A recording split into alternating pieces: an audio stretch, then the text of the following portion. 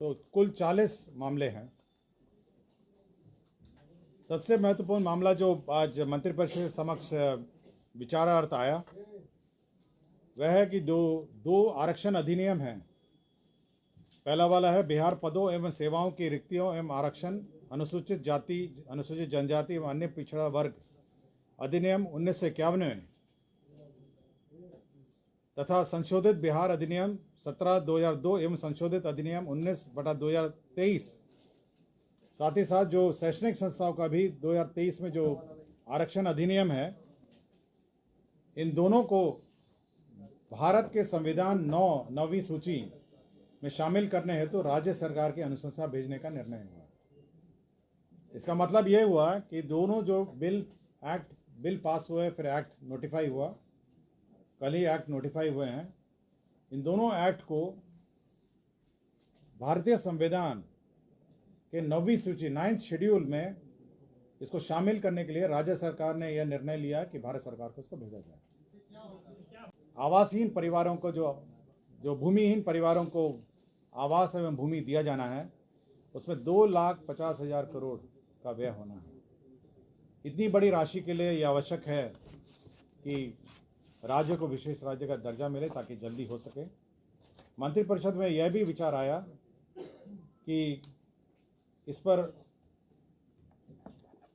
काफ़ी दिन से, जब से 2010 से इस पर बार बार केंद्र सरकार को अनुरोध किया जा रहा है और अंतिम बार 2017 में इस पर अनुरोध किया गया था। अभी तक केंद्र सरकार ने इस पर कोई निर्णय लिया है, तो मंत्रिपरिषद ने यह निर्णय लिया कि पुनः केंद्र सरकार को विशेष राज्य का दर्जा बिहार को दिया जाने का अनुरोध किया जाए। तो यह निर्णय हुआ है। कैबिनेट के निर्णय में यह उल्लेखित है कि 2013 में रघुराम राजन कमेटी की रिपोर्ट भी इस मामले में आई थी। तत्कालीन केंद्र सरकार ने उस पर कोई निर्णय नहीं लिया। पुनः वर्तमान केंद्र सरकार को 2017 में राज्य सरकार ने अनुरोध किया और अब पुनः मंत्रिपरिषद ने निर्णय लिया कि पुनः केंद्र सरकार को राज्य को विशेष राज्य का दर्जा देने के लिए अनुरोध किया जाए। तो दो अन्यान बिंदु थे और दो महत्वपूर्ण जो अधिनियम को 9th शेड्यूल में शामिल करने का निर्णय लिया। अनुसूचित जाति जनजाति कल्याण विभाग से संबंधित मामला है। इसमें जो अत्याचार अधिनियम में जो मृतक होते हैं उनको नौकरी दी जाती है और उसमें शैक्षणिक योग्यता 8वीं पास है। यदि 8वीं पास शैक्षणिक योग्यता नहीं भी हो तो उन्हें इस शर्त पर रिक्रूट कर लिया जाएगा कि वह 2 साल में अपनी शैक्षणिक जो स्तर है उसको सुधार करेंगे और उसके लिए एलिजिबल हो जाएंगे।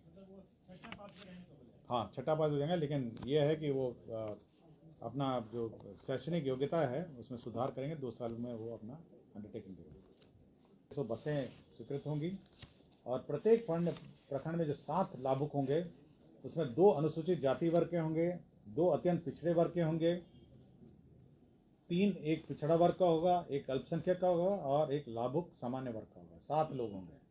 7 में 2 अनुसूचित जाति, 2 अत्यंत पिछड़ा वर्ग, 1 पिछड़ा वर्ग, 1 अल्पसंख्यक और 1 सामान्य वर्ग के लाभुक होंगे। तो 7 लोग होंगे इसमें। तो 7 लोग एक प्रखंड के और कुल 3,600 बस होंगे।